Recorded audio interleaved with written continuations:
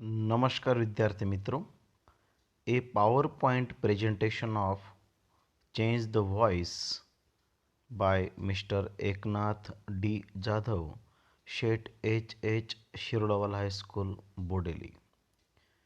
Voice ખૂબ જ અગત્યનો ટૉપિક છે। ધોરણ 8માંથી તમે આ ટૉપિકને ભણતા આવ્યા હશો, પરંતુ ધોરણ 11 અને 12માં ડુ એઝ ડાયરેક્ટેડમાં 2 માર્ક્સ માટે આ ટૉપિક પૂછાય છે। તો ચાલો આ ટૉપિકની ડિટેલ્ડ ચર્ચા કરીશું। વોઇસ કુલ 2 પ્રકારના છે। એક એક્ટિવ વોઇસ એટલે કર્તરી પ્રયોગ, 2 પેસિવ વોઇસ એટલે કર્મની પ્રયોગ। કર્તા પ્રધાન વાક્ય રચનાને એક્ટિવ વોઇસ કહેવાય છે, અર્થાત જે ક્રિયામાં કર્તાને પ્રાધાન્ય હોય છે તે વાક્ય રચનાને કર્તરી પ્રયોગ એટલે કે એક્ટિવ વોઇસ કહેવાય છે, અને કર્મ પ્રધાન વાક્ય રચનાને પેસિવ વોઇસ કહેવાય છે, અર્થાત જે ક્રિયામાં કર્મને પ્રાધાન્ય હોય છે તે વાક્ય રચનાને કર્મની પ્રયોગ એટલે કે પેસિવ વોઇસ કહેવાય છે। જે ક્રિયામાં કર્તાને પ્રાધાન્ય હોય છે તે વાક્ય રચનાને કર્તરી પ્રયોગ કહેવાય છે એટલે શું? તો એક્ઝામ્પલ સાથે જોઈશું। The peon has cleaned the room, you can seat in the class. અહીંયા પ્યુન આ કર્તા છે, જે આગળ છે, જેને પ્રાધાન્ય છે, એને રૂપ સાફ કર્યું છે। Mother is preparing the T, please weight for a while. અહીંયા ચા કોણ બનાવે છે? Mummy. Mummy is preparing T, mummy ચા બનાવી રહ્યા છે, તો અહીંયા મધરને પ્રાધાન્ય છે। The mechanical has રિપેર્ડ your car, you can take it now. Car repair કરનારો કોણ છે? The mechanical. હવે જે ક્રિયામાં કર્મને પ્રાધાન્ય હોય છે તે વાક્ય રચનાને કર્મની પ્રયોગ અર્થાત પેસિવ વોઇસ કહેવાય છે। તો પેસિવ વોઇસની વાક્ય રચના કેવી? The room has been cleaned, you can sit in the class. અહીંયા બાય ધ પ્યુન આપણે કૌંસમાં માર્ક્સ મેળવવા માટે આપણે આવું લખવું પડે, પરંતુ રિયલ લાઈફમાં આપણે વાક્ય ખાલી એટલું જ બોલતા હોય છે, the room has been cleaned, you can sit in the class. Room સાફ થઈ ચૂકી છે। અહીંયા કોને સાફ કરી એને પ્રાયોરિટી નથી। આપણે કોઈના ઘરે મહેમાન તરીકે જઈએ ત્યારે ઘરનું કોઈ બાળક એમ કે the T is Bing prepared, please weight for a while. ચા બની રહી છે, થોડી રાહ જુઓ। અહીંયા કોણ બનાવે છે? બાય મધર, પણ અહીંયા બાય મધરને ઇમ્પોર્ટન્સ નથી। The T is Bing prepared, ચા બની રહી છે, આ વાક્ય રચનાને મહત્ત્વ છે। એવી જ રીતે આપણે કોઈ ગેરેજ પર જઈએ અને આપણી ગાડી રિપેર થઈ ચૂકી હોય ત્યારે આપણને એમ કહેવામાં આવે છે, your car has been repaired, you can take it now. By mechanic આ તો પરીક્ષામાં માર્ક્સ મેળવવા માટે લખવું પડે, પરંતુ રિયલ લાઈફમાં વાક્ય ખાલી એટલું જ બોલાય છે, your car has been repaired, you can take it નાઉ। તમારી કાર રિપેર થઈ ચૂકી છે, તમે લઈ જઈ શકો છો। એટલે આ નીચેના ત્રણેય વાક્ય રચનામાં કર્તાને પ્રાયોરિટી નથી, કર્તાને પ્રાધાન્ય નથી, કર્મને પ્રાધાન્ય છે, એટલા માટે આ ત્રણેય વાક્ય રચના પેસિવ વોઇસની વાક્ય રચના છે। તો વિદ્યાર્થી મિત્રો, એક્ટિવ વોઇસમાંથી પેસિવ વોઇસમાં કેવી રીતે રૂપાંતર કરાય એને આપણે સવિસ્તર એક્ઝામ્પલ સાથે ચર્ચા કરીશું। Aastha is singing a nice song. Aastha અહીંયા સબ્જેક્ટ છે, એ સિંગિંગ વર્બ છે, અને અ નાઇસ સોંગ ઓબ્જેક્ટ છે। તો આનો પેસિવ થાય છે, a nice song is being sung by Aastha. એટલે અહીંયા કર્તાને સ્થાને કર્મ આવે અને કર્મને સ્થાને કર્તા આવે। તો આપણે જોઈ લીધું છે, subject takes the place of object, object takes the place of subject, use proper helping verb and use past participle of the main verb. અર્થાત એક્ટિવ વોઇસમાંથી પેસિવ વોઇસમાં રૂપાંતર કરતી વખતે નીચેની બાબતોને કેન્દ્ર સ્થાને રાખવી। 1. કર્તાને સ્થાને કર્મ આવે। 2. કર્મને સ્થાને કર્તા આવે। 3. પેસિવ વોઇસમાં હંમેશા ક્રિયાપદનું ત્રીજું રૂપ જ એટલે V3 પાસ્ટ પાર્ટિસિપલવાળું રૂપ જ વપરાય છે. 4. કાળને અનુરૂપ યોગ્ય સહાયકારક ક્રિયાપદ વાપરવું. વિદ્યાર્થી મિત્રો, એક્ટિવ વોઇસમાંથી પેસિવ વોઇસમાં રૂપાંતર કરતી વખતે હેલ્પિંગ વર્બનો યોગ્ય ઉપયોગ ખૂબ જ અગત્યનો છે. 5. કર્તા વિભક્તિ તેમજ કર્મ વિભક્તિમાં વપરાતા સર્વનામોનો યોગ્ય ઉપયોગ કરવો. વિદ્યાર્થી મિત્રો, અહીંયા આપણે કાળ મુજબ જે સહાયકારક ક્રિયાપદમાં જે બદલ થતા હોય છે, બદલ તો ન કહેવાય, કેવી રીતે યોગ્ય સહાયકારક ક્રિયાપદ વાપરવું એની ચર્ચા અત્યારે આપણે કરીશું. આસ્થા સિંગ્સ સોંગ એ સિમ્પલ પ્રેઝન્ટ ટેન્સનું વાક્ય છે, એટલે સિંગ્સ છે તો એનું ઇઝ સંગ એટલે એક્ટિવ વોઇસમાં V1 વપરાય, તો પેસિવ વોઇસમાં am is are plus V3 વપરાય. સિમ્પલ પાસ્ટ ટેન્સમાં આસ્થા સેંગ અ સોંગ, તો a song was sung by Aastha. Sang એ V2 છે, તો આ V2નું વોઝ વેર પ્લસ V3 વપરાય. સિમ્પલ ફ્યુચર ટેન્સમાં Aastha will sing a song will be sung by આસ્થા. અહીંયા શાલ કે વિલ પ્લસ V1, તો એનું શાલ કે will plus be plus V3 વપરાય. આ રહ્યા સિમ્પલ ટેન્સ. હવે કન્ટિન્યુઅસ ટેન્સ જોઈશું આપણે. પ્રેઝન્ટ કન્ટિન્યુઅસ ટેન્સ, ચાલુ વર્તમાન કાળ. Aastha is singing a song. A song is being sung by Asta. The subject takes the place of object and object takes the place of subject. A common બાબત છે, તે દરેક જગ્યાએ આવશે. અર્થાત પ્રેઝન્ટ કન્ટિન્યુઅસ ટેન્સમાં એક્ટિવ વોઇસ હોય તો am is are plus V4, તો પેસિવ વોઇસ હોય ત્યારે am is are plus being plus V3. Past continuous એટલે ચાલુ ભૂતકાળમાં Aastha was singing a song, a song was being sung by Aastha એટલે વોચ કે વેર પ્લસ V4, વોચ કે were plus being plus V3. Future continuous ટેન્સનું passive voice થતું નથી. હવે પરફેક્ટ ટેન્સનું આપણે પેસિવ વોઇસ જોઈશું. પરફેક્ટ ટેન્સમાં પ્રેઝન્ટ પરફેક્ટ ટેન્સ પૂર્ણ વર્તમાન કાળ. આસ્થા હેઝ સંગ એ song has been sung by Aastha એટલે એક્ટિવ વોઇસમાં હેવ કે has plus V3. Passive voice હોય તો હેવ કે હેઝ પ્લસ બીન ઉમેરવાનું હોય છે અને ક્રિયાપદનું ત્રીજું રૂપ વપરાય. પાસ્ટ પરફેક્ટ ટેન્સમાં હેડ પ્લસ V3 એટલે આસ્થા હેડ સંગ a song head bin sung by Aastha એટલે એક્ટિવ વોઇસમાં had plus V3. Passive voice હોય તો had plus been plus V3. Future perfect ટેન્સમાં Aastha will have sung a song will have been sung by Aastha એટલે shall કે will plus have plus V3. Passive voice હોય તો shall કે will plus have plus been plus V3 વપરાય. વિદ્યાર્થી મિત્રો, આ જે આપણે સહાયકારક ક્રિયાપદ જોયા એમાં આપણે થોડુંક સાયન્ટિફિકલી સમજી લઈશું. સમ મેથેમેટિકલ મેજિક ઓફ વોઇસ, થોડુંક મેથેમેટિકલ દૃષ્ટિથી આપણે જોઈશું. Let's take the mathematical values of, આપણે થોડુંક ગણિતની ભાષામાં શીખીશું. દાખલા તરીકે એમ ઇઝ આર અને બી એનું વેલ્યુ આપણે V1 સમજીશું. વોઝ કે વેરની વેલ્યુ આપણે V2 સમજીશું. બીન ઓબ્લિક કાં તો ઇયનવાળું રૂપ એનું આપણે જેમ કે સ્પોકન એટલે ઇયન લાગ્યું છે, રાઇટ રોટ રિટર્ન એટલે ઇયન લાગ્યું છે એટલે એને V3 વાળું ગણીશું અને બીઇંગ અર્થાત આઈએનજી વાળા રૂપને આપણે V4 સમજીશું.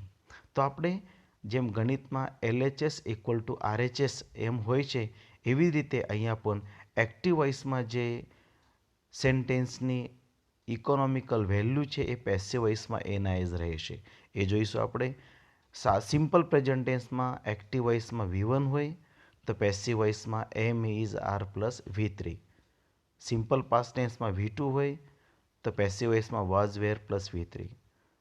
સિમ્પલ ફ્યુચર ટેન્સમાં શાલ કે વિલ પ્લસ V1 તો પેસિવ વોઇસમાં શાલ કે will plus be plus V3 હોય છે. એવી જ રીતે ચાલુ કાળમાં પ્રેઝન્ટ કન્ટિન્યુઅસ ટેન્સમાં am is are plus V4 તો am is are plus being plus V3. Was were plus V4 was were plus being plus V3. Shall કે will plus be plus V4 એનું પેસિવ થતું નથી. એવી રીતે જ પૂર્ણકાળમાં પ્રેઝન્ટ પરફેક્ટમાં have has plus V3 passive હોય તો have has plus been plus V3, had plus V3 had plus been plus V3 અને શેલ કે will plus have plus V3 shall કે will plus have plus been plus V3. વિદ્યાર્થી મિત્રો, અત્યારે આપણે જોઈશું કોમન ફેક્ટર પેસિવ વોઇસમાં આપણે જોયું છે કે પેસિવ વોઇસમાં હંમેશા ક્રિયાપદનું ત્રીજું રૂપ વપરાય જે દરેક જગ્યા છે, તેથી આપણે એને ડેશ કરી દઈશું, એને ચેકી કાઢીશું. એટલે આપણે દરેક જગ્યાએ જે V3 વપરાયું છે V3 કાઢી નાખ્યું છે. આપણે એ સિમ્પલ ટેન્સમાં હોય કે કન્ટિન્યુઅસ ટેન્સમાં હોય કે પરફેક્ટ ટેન્સમાં. હવે જોઈશું આપણે તો વધીશું V1 equal to am is are, તો આપણે જોઈ લીધું છે am is are equal to V1 એટલે V1 ઇક્વલ ટુ V1. એવી જ રીતે સિમ્પલ પાસ્ટ ટેન્સમાં V2 ઇક્વલ ટુ વાઝવેર, તો વાઝવેરની ઉપર આપણે વેલ્યુ શું લીધી છે V2 એટલે V2 ઇક્વલ ટુ V2. શાલ કે વિલ પ્લસ V1 અને અહીંયા શાલ કે વિલ પ્લસ બી છે, તો બીની વેલ્યુ શું છે V1 લીધું છે આપણે એટલે શાલ કે will plus V1 equal two શાલ કે વિલ પ્લસ બી. એવી જ રીતે કન્ટિન્યુઅસ ટેન્સમાં પણ જોઈશું આપણે. હવે V3 આપણે ચેકી કાઢીશું કોમન, તો am is are plus V4, તો V4ની વેલ્યુ શું છે V4 એટલે બીઈંગ, આ am is are plus being, being એટલે V4 એટલે ઇક્વેશન સરખું જ થયું. વોચ કે વેર પ્લસ V4 અને વોચ કે વેર પ્લસ બીઈંગ, બીઈંગ એટલે V4 એટલે ઇક્વેશન સરખું જ થયું. એવી જ રીતે પરફેક્ટ ટેન્સમાં પણ હેવ કે હેઝ પ્લસ V3 અને હેવ કે હેઝ પ્લસ બીન, પણ બીન એટલે શું ઉપર આપેલું છે ગ્રીનમાં આપણે V3 એટલે હેવ હેઝ પ્લસ V3 અને have has plus been, economical value સરખી જ થઈ. એવી જ રીતે હેડ પ્લસ V3 તો had plus been, shall will plus have plus V3 shall will plus have plus been. એટલે આપણે એમ કહી શકીએ કે LHS ઇક્વલ ટુ RHS. આપણે આ વસ્તુ સાયન્ટિફિકલી પણ પ્રૂવ કરી શકીએ છીએ કે એક્ટિવમાંથી પેસિવ વોઇસમાં જ્યારે વાક્ય બદલતું હોય છે ત્યારે તેના અર્થમાં કોઈ બદલ થતો નથી, કાળમાં કોઈ બદલ થતો નથી.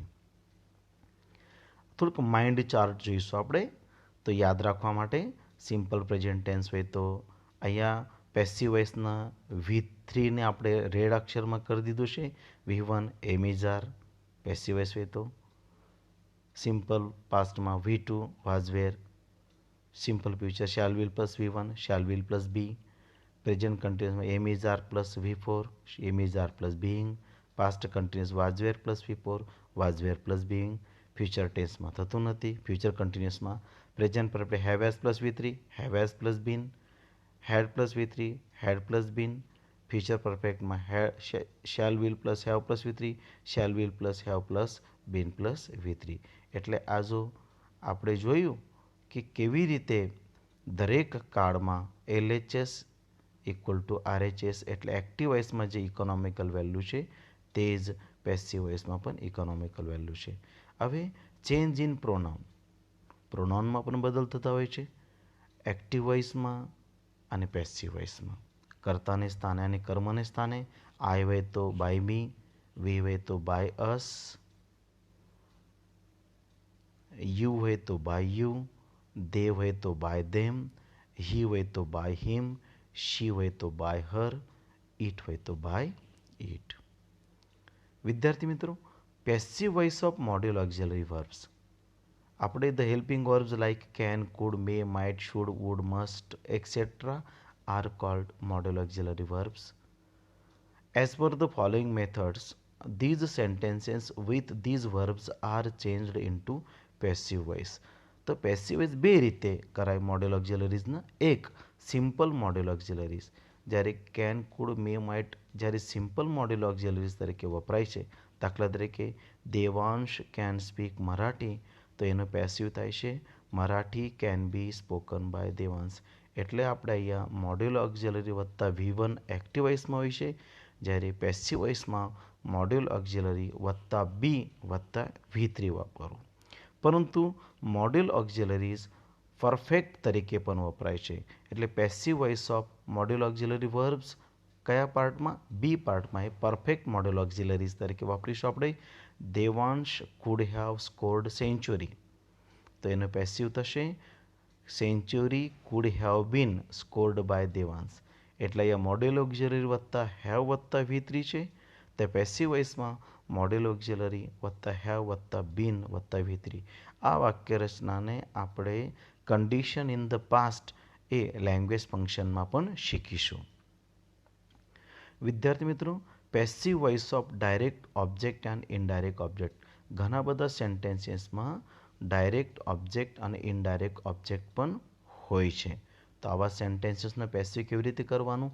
If there are both objects in the sentence, the direct object becomes the subject in passive voice. Example લઈશું આપણે. Devansh sent me a letter. આ વાક્યમાં મી ડાયરેક્ટ ઓબ્જેક્ટ છે અને અ લેટર ઇનડાયરેક્ટ ઓબ્જેક્ટ છે. તો એનું પેસિવ થશે I was sent a letter by Devansh. A letter was sent to me by Devansh. Though this sentence is structurally correct, but it does not sound natural in English. એમ structure wise જોવા જઈએ તો કૌંસમાં આપેલ sentence સાચું લાગે પણ એ જરા યોગ્ય ઇંગ્લિશમાં યોગ્ય નથી લાગતો. Passive voice of phrasal verb. વિદ્યાર્થી મિત્રો, ફ્રેઝ જોઈન્ટમાં હોય છે. દાખલા તરીકે few verbs with certain meanings are always used with prepositions. In such situations, the preposition should not be omitted in the sentence. જ્યારે ફ્રેઝલ વર્બ આવે છે ત્યારે પ્રેપોઝિશન આપણે કાઢવાનું નથી. દાખલા તરીકે આપણે એક્ઝામ્પલ બ્રેક ડાઉન, કામ ડાઉન, ફાઇન્ડ આઉટ આ બે એક વર્બ છે અને એક બીજો પ્રેપોઝિશન છે. બેને ભેગા કર્યા છે એટલે એને ફ્રેઝલ વર્બ કીધું છે. એક્ઝામ્પલ લઈશું આપણે we are looking at the tiger. તો એનું પેસિવ વોઇસ છે the tiger is being looked at by us. એટલે અહીંયા લુકિંગ એટમાં જો બીંગ વપરાયું છે આઈએનજી તો બીંગ વાપરી કાઢ્યું પરંતુ આપણે ફ્રેઝ તોડેલ નથી એટલે લુકડ એટ આપણે કાયમ રાખ્યું છે. એવી રીતે Mitali tore up the letter. તો passive the letter was torn up by Mitali. એટલે અહીંયા ટોરનું સાદો ભૂતકાળ છે ટીયરનું ટોર પણ અહીંયા ટોર અપ તો આપણે અહીંયા ટોર્ન અપ કર્યું એટલે આપણે ફ્રેઝ તોડી નહીં.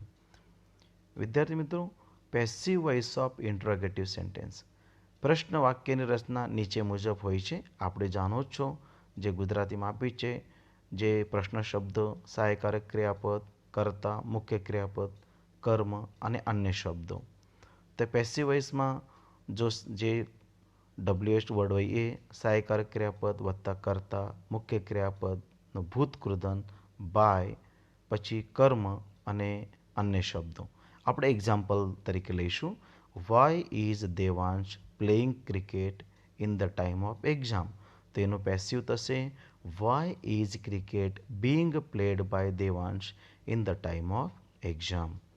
Vote is Harish doing in the garden.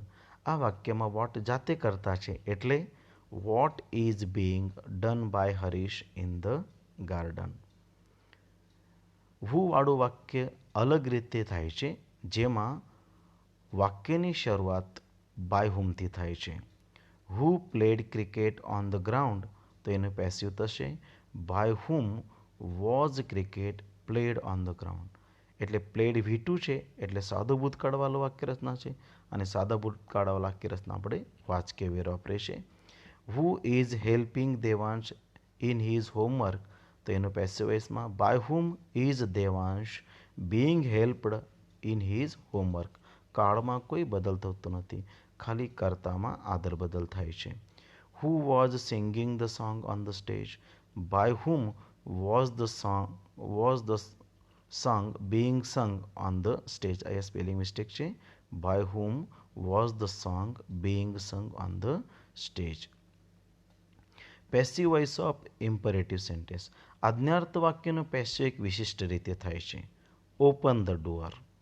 તો એનું પેસિવ થશે you are requested to open the door અથવા let the door be opened. સાચી રીતે જોઈએ ઓપન ધ ડોર આ વાક્ય I request you to open the door એમ છે પણ ઇમ્પેરેટિવ સેન્ટેન્સની શરૂઆત આપણે ક્રિયાપદથી કરીએ છીએ. I request you, I order you, I advise you ને સાયલેન્ટ રાખીએ છીએ. એટલે I request you to open the door એમ આ સાચું વાક્ય એવું છે તો એના માટે એનું જો પેસિવ આપણે ટેકનિકલી કરીએ તો યુ આર રિક્વેસ્ટેડ, આપણે યુ આગળ લઈ લીધું, બાય મી સાયલેન્ટ રાખ્યું, to open the door, but by me remain silent. તો અહીંયા કર્તાને સ્થાને કર્મ લીધું, કર્મને સ્થાને કર્તા લીધું, એટલે સાચું વાક્ય શું બન્યું છે આપણું? So the true answer is you are requested to open the door. વિદ્યાર્થી મિત્રો, બીજા પણ વાક્ય લઈશું આપણે. Give me that file. તો આમાં આજ્ઞા છે એટલા માટે you are ordered to give me that file. Please raise your hands. You are requested to raise your hands. Study hard for your bright future. આમાં સલાહ અપાઈ છે તો you are advised to study hard for your bright future. Don't touch that wire. આમાં ચેતવણી છે એટલા માટે you are warned not to touch that wire. Thank you very much for watching the presentation. Thank you very much. Jai Swaminarayan.